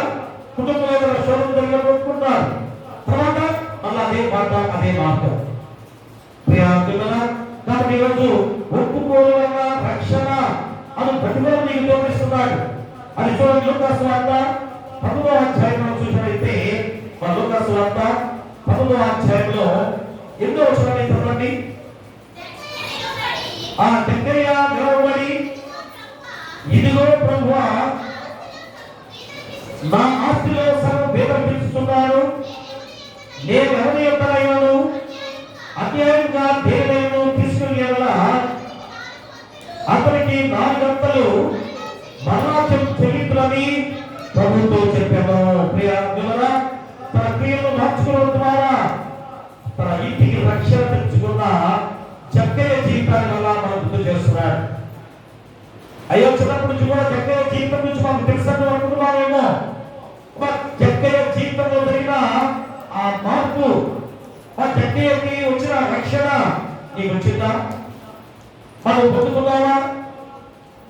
అదే పదే పదే ఈ వాక్యము అయ్యో చిన్నప్పటి నుంచే మేము తెలుసుకున్నావా అనుకున్నామేమో, కానీ మన దీని ద్వారా ఏ సత్యాన్ని తెలుసుకున్నాం? ప్రియ దేవులారా, అదే ఇక్కడ తన క్రియను మార్చుకున్నాడు. ఎలాగా? మా యేసుక్రీస్తులో చూడాలని ఎప్పుడైతే అనుకున్నాడో, తన హృదయాన్ని ఎప్పుడైతే తెలుసుకున్నాడో అప్పుడే తనలో మార్పు వచ్చేసింది. ఎందుకంటే తన యొక్క ఆస్తి ఐశ్వర్యం, ఆ వడ్డీ వ్యాపారం భయంకరంగా ఉంది కదా. రూపాయి వసూలు చేస్తున్నాడు, 10 రూపాయలు వసూలు చేసుకొని ఎంతో డబ్బు గడించాడు, ఎంతో ఆస్తివంతుడిగా మారిపోయాడు. ఇక దేవుడు చెప్పలేంటి? ఆ కుమారుడు కూడా అనుకుంటారు ఏమని? అయ్యా, దేవుడు ఈ విధంగా కూడా మనం దీవించాలనుకుంటారు కొంతమంది. అందులో ఏం చేస్తాడు? ఎంతమంత కొద్దిగా డబ్బు ఎక్కువగా కానుకలు కూడా సమర్పిస్తుంటారు. అలాంటి కానుక దేవుడు అంగీకరిస్తాడా? నువ్వు అన్యాయం చేసుకుంటూ అన్యాయం చేసుకుంటూ ఆ వచ్చిన దాన్ని తీసుకొచ్చి దేవుడు చేస్తే దేవుడు అనుకుంటాడా? చాలా మంది ఈరోజు అదే పని చేస్తున్నారు. చేసే అన్యాయం చేసుకుంటూ మా దేవుడికి కానుక చేస్తే దేవుడు క్షమిస్తాడు అనుకునే వారు చాలా మంది ఉన్నారు. మరి చాలా తప్పు. దేవుడు అంటే దాన్ని నీ యొక్క అర్పణలో దేవుడు అంగీకరించాడు, మరి కానుకను దేవుడు అంగీకరించాడు. కాబట్టి ఈరోజు ఎలాంటి గొప్ప జీవితాన్ని మరి జక్కయ్య జీవితం ద్వారా మనం తెలియజేస్తున్నాడు. చూడండి, మొట్టమొదటిగా యేసు క్రీస్తుని చూడాలి అనుకుంటేనే మన హృదయంలో మార్పు వచ్చింది. ఎందుకని?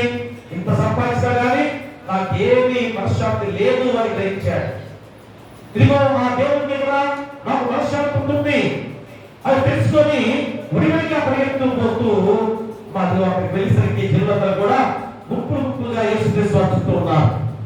చాలా ఎత్తుగా ఉన్న వారందరూ కూడా యేసుక్రీస్తు వారు చుట్టూ పుట్టారు. ఇతరే పుట్టివారు ఎలాగా క్రమలేదు, ఎలాగైనా చూడాలి, అది విశ్వాసం. మా దేవుని మార్గంలో నడిచేటప్పుడు నీకు కొన్ని శ్రమలు వస్తాయి. మా దేవుని కుటుంబంగా ఎక్కుతున్నప్పుడు నీకు శోధనలు వస్తాయి. అప్పుడేం చేయాలి? నీ విశ్వాసాన్ని తగ్గించుకోకూడదు. కదా, నీ విశ్వాసాన్ని ఏ విధంగా బలహీనపరచుకోకూడదు. ఇందులో బలమైన వారిగా ముందుకు సాగాలి. నా దేవుడు ఖచ్చితంగా నాకు మేలే చేస్తాడు అని తీర్మానం చేసుకోవాలి. అలాంటి విధానంలో జక్కయ్య మన ఎంత గొప్ప విధానంలో ఎలాగా నాకు చెట్టెక్కడ రానే పుట్టివాడు కదా అనుకున్నాడా? మనసులో అనుకున్నాడు, యేసుని ఎలాగైనా చూడాలి అనుకున్నాడు. ఒడివడిగా వెళ్ళాడు, ఆ చెట్టు ఎక్కాడు. మా పై పెట్టి కళ్ళుతో చూస్తున్న లోపులోనే తిరిగి ప్రకారం మా పొందుకున్నవాడు జక్కయ్య, త్వరగా రా, నీతికి నేను రావాల్సి ఉన్నది. మా ఎంత గొప్ప స్వరమని, మన దయ చూపించిన స్వరము, అతని యొక్క జీవితంలో గొప్ప మార్పు తీసుకొచ్చే స్వరము ఎప్పుడైతే తన హృదయానికి తాకిందో ఎంత గొప్ప మార్పు వచ్చిందో గబాగబా కింద దిగాడు, మా యేసు దగ్గర వెళ్ళాడు. వారిని ఇంటికి ఆహ్వానిస్తూ మొట్టమొదటిగా చెప్పిన మాట ఏమని? ఎవరు చెప్పారు అక్కడ? అదే విధంగా మనం చదువుకున్నాం. ఏమని? జక్కయ్య నిలవబడి, ఇదిగో ప్రభువా, నా ఆస్తిలో సగం దేవుడికి ఇస్తున్నాను. నేను ఎవరైనా నైను అన్యాయంగా దేవుని తీసుకుని ఎలా అతనికి 4 గంటల వల్ల చెల్లించునని ప్రభువుతో చెప్పాను. ఎందుకంటే ఆయనే న్యాయాధిపతి, మా ఆయనే దేవుడు. ఎంత గుర్తిరిగాడు. మరి ఇంతమంది తెలిసిన వారు, ధర్మశాస్త్రం తెలిసిన వారు, యాజకులు ఉన్నారు, శాస్త్రులు ఉన్నారు, పరిసయ్యులు ఉన్నారు. మా మీరెవరు కూడా యేసుక్రీస్తు వారు గుర్తుపట్టలేని వారిగా ఉన్నప్పుడు ఇదిగో ఈ సుక్కరి మా పొదులోసులు చేసే భయంకర ద్రోహి అని గుర్తుపడ్డవాడు, మా దేవుని తెలుసుకున్నాడు, మా ఇతరే రక్షకుడు తెలుసుకున్నాడు. ఇతరులు తీర్చిచ్చే న్యాయపూర్తి తీసుకున్నాడు. ఆయన దగ్గరికి వెళ్ళాడు, అయ్యా నేను ఎవరి దగ్గరికి నేను తీసుకున్నానో నా యొక్క తిరిగి ఇచ్చేస్తాను, ఆ నా ఆస్తిలో సరే దేవుడికి ఇచ్చేస్తాను. దేవుడు అడిగాడా? మా యేసుక్రీస్తు అడిగాడా? ఏమడగలేదు కదా. చూడండి, మనలో పాపము మనలో తప్పుని మన దేవుడి దగ్గర దేవుడి పొందులో ఖచ్చితంగా తెలుస్తుంది. నువ్వు ఏ తప్పు చేసావో నీకు తెలుస్తుంది. ఈరోజు అదే ఉపవాసకుడిగా ధ్యానంలో కూర్చున్న నీవు నీ హృదయంలో ఆ తప్పేదో నువ్వు తెలుసుకోవాలి. అమ్మా, ఈ పరిశుద్ధ సన్నిధిలో ఉపవాసం ద్వారా నువ్వు కూర్చున్నావు, నేను ఏం తప్పు చేస్తున్నాను, నేను ఎలాంటి జీవితం జీవిస్తున్నాను అనే ఆలోచన ఖచ్చితంగా నీకు వస్తుంది. కానీ మనం చేసుకుంటావు కదా, ఎందుకంటే ఆ పాప జీవితం అనేది బాగా ఉందని భ్రమలో జీవిస్తూ దాన్ని పట్టించుకోవు కదా. ఇప్పుడే ఒక్కసారి నీ హృదయాన్ని తెలిస్తే నీ పాపేదో నీ తప్పేదో నీకే తెలుస్తుంది. మా కన్నీరు కాస్తూ ఇప్పుడే దేవుని దగ్గర ఒప్పుకోలు ఖచ్చితంగా ఒప్పుకుంటా. మా తెలియకుండా నీవే ఒప్పుకుంటా, కన్నీరు కాలుస్తా. చూసారు కదా, అంటే దేవుడు ఎంతగా ఈరోజు నీ యొక్క ఆ స్థితిని ఎంత శక్తివంతంగా ఉంచాడు. ప్రియాదులరా, మరి చక్కయ్య ఎలాంటి స్థితిలో వచ్చి ఎలాంటి మార్పు చెందాడో అదే ఈరోజు నీ జీవితంలో కూడా ఆ మార్పు కొరకు దేవుడు ఎదురు చూస్తున్నాడు. ప్రియాదులరా, వెంటనే ఏ విధంగా యేసుక్రీస్తు అన్నాడు, తర్వాత ఏమని చెప్పాడు, అందుకు యేసు ఇతరులు అబ్రహాం కుమారుడే, ఎందుకనగా నేడు ఈ ఇంటికి రక్షణ వచ్చింది. మరి ఎంత గొప్ప మాట. ఏం ప్రయాసపడ్డాడా, ఏమైనా కష్టపడ్డాడా, మన పాప జీవితాన్ని తీసేసుకున్నాడు. ఆయన ఎవరు తప్పు చేశారో తప్పు తిరిగి మళ్ళా నాణ్యతగా తిరిగి ఇచ్చేస్తారు, నా ఆస్తులు సగం దగ్గరికి ఇచ్చేస్తారు. ఆ ఒక్క మాటే మన హృదయాన్ని మార్పు చెందించుకొని దేవుడి దగ్గర పశ్చాత్తాపడి ఆయన దగ్గర ఎప్పుడైతే ఒప్పుకున్నాడో ఆ ఇంటికే రక్షణ వచ్చిందని చెప్తున్నారు. చూసారా, మా యజమానులారా, పురుషులారా, ఒక్కసారి ఆలోచన చేయండి. ఎందుకంటే మా యజమానుడిగా నీవు రక్షణ పొందుకోలేని వాడిగా జీవిస్తున్నావా? రోజు ఎంతమంది దేవుని ఆలయానికి రాకుండా ఉన్నావు యజమానులుగా, పురుషులుగా? ఒక్కసారి ఆలోచన చేసుకొని ఎందుకు నీ కుటుంబంలో ఎందుకు శోభలు వస్తున్నాయి, ఎందుకు శోభలు వస్తున్నాయి, ఎందుకు శ్రమ వస్తున్నాయి? ఆలోచన చేస్తున్నారా? యజమానులైన వారు ఖచ్చితంగా దేవుని ఆలయానికి రావాలి. మా యజమానులైన వారు ఖచ్చితంగా దేవుల్లో మొట్టమొదటిగా మారి ఉండాలి. ఏదో బాగా సంపాదిస్తున్నాను, నా భార్య దేవుని ఆలయానికి వెళ్ళి ప్రార్థన చేసుకుంటే ఆ దీవులని నాకు వస్తున్నాయని అనుకునేవారు మా కోపలుగా ఈరోజు పురుషులుగా ఉంటున్నారు. కనుకనే మా ఇంటిని భయంకర పరిస్థితులు మన కుటుంబాల్లో ప్రారంభిస్తున్నాయి. ఈరోజు నేను ఆలోచన చేసుకొని మొట్టమొదటిగా స్త్రీలుగా మీరు చేసిన విధానం ఏంటి? మన ఈ భర్తలను దేవుని దగ్గర నడిపించాల్సిన బాధ్యత మీపై ఉంది. మన దేవుని ఆలయంలో కూర్చోవలసిన బాధ్యత మీదే. ఎందుకంటే భర్తకి భార్య, భార్యకి భర్త అధికారం ఉంది. కాబట్టి ఖచ్చితంగా సేవలు ప్రోత్సహించి పురుషుల్ని దేవుడు పాస్ గారు ఇలాగా ప్రోత్సహిస్తున్నారు అనుకుంటున్నారేమో. పాడు కూడా ఎత్తి భయంకరమైన కాలంలో కుటుంబాల్లో శోభలు ఎందుకు వస్తున్నాయో నీకే తెలుసు కదా. దేని ద్వారా శ్రమలు వస్తున్నాయో నీకే తెలుసు కదా. ఇప్పుడైనా ఆలోచన చేయండి ప్రియాల ద్వారా. మీరేమి వాటి పోరాటం చెప్పట్లేదు, పోరాటం చెప్పట్లేదు. ఏం చేయాలి? ప్రార్థన ద్వారా వారిని నడిపించుకోవాలి. మరి ఈ ప్రార్థన ద్వారా దేవుడికి నడిపించుకోవాలి. అలాంటి శక్తివంతమైన వారిగా మీరు ఉండాలి. ఉపాసకుడిగా స్థిరం కదా, పురుషులకు లేదా? అమ్మ, ఎక్కడైనా కానీ అదే జరుగుతుంది. సంఘంలో కూడా మా సీనియర్ ఉపాసకుడికి వస్తున్నారు. ఏమిటి? వారికి ప్రత్యేకంగా మీ భవిష్యత్ సమాజం ఉంది కదా. మరి ఉపాసకుడిగా ఎవరికి? అందరికీ. అందుకని రోజు ఈ వాక్యాన్ని ఎందుకు తీసుకున్నారనగా ఖచ్చితంగా ఈరోజు మనం గుర్తు చేసుకోవాలి. అందుకని రెండు భాగాలుగా చెప్పారు. రెండు అంశాల్లో దురాశల మనస్సు ద్వారా వచ్చిన ప్రతిఫలం ఏంటో నువ్వు తెలుసుకున్నావు. మా ఒప్పుకోలో రక్షణ ప్రతిఫలం ఎలా పొందుకున్నావో తెలుసుకున్నావు. కాబట్టి ఇప్పుడు ఏం చేయాలి? ఆ ప్రతిఫలం పొందుకోవాలంటే, మా ఒప్పుకోల ద్వారా రక్షణ ప్రతిఫలం పొందుకోవాలంటే ఏం చేయాలి? మూడవ అంశముగా ఏ సత్కారం చేయదో దాని ఫలం దేవుని వల్ల పొందుకోగలవు. మూడో అంశం అది. చూడండి, రాసిన పత్రిక 6వ అధ్యాయంలో చెబుతున్న మాకు చూడండి ఒకసారి. 6వ అధ్యాయం 8వ వచనంలో నీకు గుర్తు చేస్తున్నాను. చూడండి, అక్కడ దాసుడైనను స్వతంత్రుడైనను నీలో ప్రతివాడును ఏ సత్కార్యం చేయనో దాని ఫలము ప్రభువైన పొందుదు అని మీరెరుగుదురు. ప్రియా దేవులారా, నీవు ఏ సత్కారం చేయను ఆ ఫలము దేవుని ద్వారా పొందుదు అని నీకు తెలుసుకునే శక్తివంతమైన వాక్యం దేవుని ఈరోజు నీకు గుర్తు చేస్తున్నాడు. ప్రియా దేవులారా, అది 7వ వచనంలో కూడా చదవండి ఒకసారి. మనుషులకు చేసినట్టుగాక ప్రభువులకు చేసినట్టే ఇష్టపూర్వకంగా సేవ చేయుడి.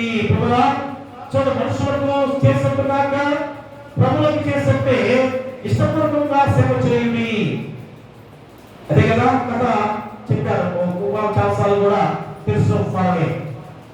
ఒకరోజు కుటుంబం అంతా కూడా దేవుని స్మరణ ద్వారా, అయ్యా ఈరోజు మీ ఇంటికి ఏమో వస్తున్నారు, నీ ఇంటికి ఏమో వస్తున్నారని దేవుడే స్మరణ ద్వారా చెప్పేసరికి ఆ ఇంటి యజమానుడు పడుకొని ఇంటికి వెళ్ళాడు. ఎప్పుడో కదా ఈ ఇంటికి వస్తున్నారు అని చెప్పేసరికి మన పడుకొని వెళ్ళిపోయాడు. భార్య చెప్పాడు, పిల్లలు చెప్పాడు, అరే రేపు మనందరికీ దేవుడు వస్తున్నాడు, దేవుడు వస్తున్నాడు, అక్కడ కూడా సిద్ధంగా ఉండండి, దేవుడికి ఆహ్వానం చేయాలి, దేవుడికి అన్ని వాడు బాగా చూడాలి అని ఎంతో తాపత్రయంతో అందరూ సిద్ధపరిచాడు. మా సమయం రాత్రి కూడా హ్యాపీగా నిద్రపై అన్ని రెడీ చేస్తున్నాడు. ఉదయాన్నే లేచాడు, 4 గంటలకు లేచాడు, చక్కగా అన్ని వనరులు ఉండాడు, వంట వండుకున్నాడు, అన్ని సిద్ధం చేశారు. ప్రభు వస్తే ఎక్కడ కూర్చోబెట్టాలి, ఏ గదిలో పెట్టాలి, ఏ కుర్చీ చేయాలి, మరి ఏ వంటలు వండాలి అన్ని కూడా చేసుకుని రెడీ ఉన్నాడు. మా ఉదయాన్నే ఒక వృద్ధాప్యంలో స్త్రీ ఉడుక్కుంటూ వచ్చి, అయ్యా ఆకలి ఆకలి అని ఆ డోర్ దగ్గర నుంచుంటే వెళ్ళాడు యజమానుడు. ఎలా కసుకున్నాడంటే, అమ్మ ఏంటి వెళ్ళు, నా ప్రభు ఈరోజు మా ఇంటికి వస్తున్నాడు, ఏంటో డిస్టర్బ్ చేస్తున్నా, వెళ్ళమ్మా లేదు అని సీరియస్ గా అమ్మవారిని పంపించాడు. తర్వాత భయంకరమైన గాయాలతో ఎంతగా ఉడికిపోతూ సన్నగా చీకిపోయిన శరీరంతో ఉన్నవాడు, మా ఉడుకుంటూ వస్త్రం కూడా సరిలేదు. అమ్మ నాకు వాడు వచ్చి, అయ్యా అయ్యా నాకు ఆకలి అవుతుంది, నా శరీరంతో కూడా ఉడుకు వచ్చేస్తుంది, నా దగ్గర వస్త్రం కానీ ఆహారానికి ఏదన్నా ఆహారం కానీ పెట్టాలి అని చెప్పేసి కేకలు పెడుతున్నాడు. మా గృహానికి వచ్చి ఎప్పుడది మా 11 దాటిపోయింది, 12 గంటలు కూడా అవుతుంది. అప్పుడు ఈ యొక్క యజమానుడు పరిగెత్తుకుని వెళ్ళి, ఎవరి ఏంటి కాబట్టి ఎలా వస్తున్నారు, దేవుడు వస్తున్నారు కదా, దేవుడికి రావాలి, ఆ కోపం లోపలికి ఎక్కువైపోయింది, చాలా కోపంగా బయటకు లేదు అని చెప్పేసి తిట్టి పడేశాడు. ఇక చివరికి సాయంత్రం అయిపోతుంది, ఇంకా దేవుడు రాలేదు, చాలా అయిపోయాడు, చాలా కోపం చేస్తూ లోపల ఏంటి దేవుడు వస్తున్నాడు, అన్ని సిద్ధం చేశాం, మరి వస్తువులు పాడైపోతున్నాయి, సో ఏం ఆలోచన చేస్తున్నాడు ఒకసారి ఆలోచన చేయండి. ప్రియా ద్వారా ఈరోజు మనం కూడా అదే స్థితిలో ఉన్నామంటానికి ఎన్నో నిదర్శనాలు మనకు కనబడుతున్నాయి. చివరికి సాయంత్రం సమయంలో మా 5-6 ప్రాంతాల్లో చిన్న బిడ్డ, మా అతను కూడా ఏదో వస్త్రం ఉన్నట్టుగా లేనట్టుగా ఉన్న చిన్న పిల్లవాడు ఆకలితో అపటిస్తూ వచ్చి కేకలు పెడుతూ రోదన చేస్తూ ఏడుస్తూ, అయ్యా ఆకలి ఆకలి, నాకు ఆహారం పెట్టయ్యా అని చెప్పి కేకలు వేస్తున్నాడు. అతను ఎంత బాధతో ఉన్నాడో, ఎందుకని దేవుడు రాలేదు, ఇంకా రాలేదు, ఇంతగా సిద్ధపడి రాలేదని ఆ కోపం కట్టలు నేర్చుకుపోయింది. మన గమగమ బయటకు వెళ్ళిపోయాడు. గమగట్టుకున్న చోట చీకొట్టుకున్నాడు, ఇస్త్రీ బయటికి ఎక్కిపడిస్తే అతను వాడు తిరుగుకుంటూ కాలంలో పడ్డాడు. మహిళ ఏ ప్రాంతం కూడా కనికరం చూపించకుండా అంతే కోపంగా తలుపు గట్టిగా వేసిన లోపలికి కూర్చున్నాడు. అప్పుడు మా దేవుని స్వరం అలా ఏర్పడింది, ఓ మనిషి, అయ్యా నేను రాలేదని అనుకున్నావా, నేను వచ్చాను, రేపు జాబునే ఇంటికి వచ్చాను, గుర్తుపట్టావా, అయ్యా ఎప్పుడు వచ్చావు తప్పి, ఎప్పుడు వచ్చావు కూడా స్కాన్ వేస్తున్నాడు. అయ్యా ఉదయాన్నే వచ్చిన స్త్రీగా వచ్చిన రూపంలో వచ్చింది ఎవరు, నేనే. మధ్యాహ్నం వచ్చిన మనిషి ఎవరు, నేనే. సాయంత్రం సమయంలో వచ్చిన ఆ పిల్లవాడిని నేనే. గమనించావా, ఇన్ని సార్లు గమనించలేకపోయావంటే అర్థమేంటక్కడ మా దేవుడు వచ్చే స్థితి, దేవుడి నుంచి నీ యొక్క తిండి తినే శక్తివంతమైన దానము మా దేవుడికి ఆహారం పెట్టగలవా, దేవుడికి ఏమైనా చేయగలవా? కాబట్టి ఏం చేయాలి, దేవుడి ప్రతి స్వరూపాలుగా మా నిన్ను ఆయన రూపంతో లోకంలోకి వచ్చిన వారిగా మనుషులుగా మనం ఏర్పాటు చేసుకున్నాడు కనుక మా మనుషులకు చేసే సేవ దేవుడికి చేసిన సేవే. మరి తోటి వారికి చేసే పరిచర్యే దేవుడికి చేసే పరిచర్య. చూసారా, అదే ఈరోజు ఆ 7వ వచనంలో నీ గుర్తు చేసేవని మనుషులకి చేసేట్టుగా ప్రభువులకి చేసేట్టే ఇష్టపూర్వకంగా సేవ చేయండి. అంటే తోటి వారిని ఎలాగ ప్రేమించే వారిగా ఉంటే, మా తోటి వారి విషయంలో నువ్వు సహాయం చేసేవాడిగా ఉంటే దేవుడు చేసేట్టే. మా దేవుడు ఒక సంపన్నుడు, మా గొప్ప ఐశ్వర్యవంతుడు, ఈ ప్రపంచం యావత్తు కూడా ఆయనదే. నువ్వు ఆయనదే ఇవ్వగలవు. ఆ మాత్రం ఆలోచన చేయకుండా మనుషులుగా ఈరోజు మనం జీవిస్తున్నాం. మరి దేవుడికేమో మా ఆలోచించే వారికి ఎందుకని దేవుడు అన్ని వరాలిస్తారని కదా, దీవెనిస్తారని అనుకున్నావు. కానీ ఆ మనుషులు నా దేవుడు ఇవ్వగలడు, ఆ లేని వాడు నా దేవుడు సహాయం చేయగలడు అనుకుంటున్నావు. కానీ ఆ లేని వారికి సహాయం చేస్తే మా దేవుడు నీకు అంతకన్నా 4 రెట్లుగా సహాయం చేసే దేవుడు నీకు తోడుగా ఉన్నాడని తెలుసుకుంటున్నా. అదే వీరరాజుల విషయంలో కూడా మాదే జరిగింది కదా. మా తర్వాత ఏమీ చేయకుండా ఉన్నాడు, కానీ దేవుడు సర్వ సంపన్నుడుగా దేవుడి రాజ్యంలో అతను ఏర్పాటు చేసుకున్నాడు. కానీ తర్వాత ఏమైపోయాడు, అంతకన్నా భయంకరమైన విధానంలో జీవించి అతని శరీరం అంతా కూడా అగ్ని ఆదు పురుగు చావులుగా కేకలు వేస్తున్నాడు, ఏర్పడుతూ ఉన్నాడు. ఈరోజు అదే ఈ యొక్క ఎఫ్సీ రాసిన పత్రికలో 6వ అధ్యాయంలో 1 నుంచి కూడా మా 12 వచనాల్లో కూడా చెప్పే ఆ గొప్ప మాట ఏంటనగా, మొట్టమొదటిగా పిల్లల విషయంలో, తర్వాత తండ్రుల విషయంలో, తర్వాత యజమానుల విషయంలో, దాసు విషయంలో మనం ఎలా ఉండాలి. మొట్టమొదటిగా కుటుంబ జీవన విధానాన్ని గుర్తు చేశారు. తర్వాత సమాజంలో ఎలా ఉండాలో గుర్తు చేస్తున్నాడు. తర్వాత మన జీవితాలు ఎంత గొప్పగా ఉన్నాయో గుర్తు చేస్తూ ఏమని, ప్రభు యొక్క మహాశక్తిని బట్టి ఆయన భయపడి మీరు అపవాది తంత్రములను ఎదిరించుటకు శక్తివంతులైనట్లు దేవుడు సర్వాంగ కవచమును ధరించుకోండి. ఏదైనా మరో పోరాడున్నది శరీరంతో కాదు, కానీ ప్రధానులతోనూ అధికారులతోనూ ప్రస్తుత అంధకార సముద్రాలు లోక నాదులతోనూ ఆకాశమందున్న దురాత్మ సమూహంతో పోరాడుతున్నాము.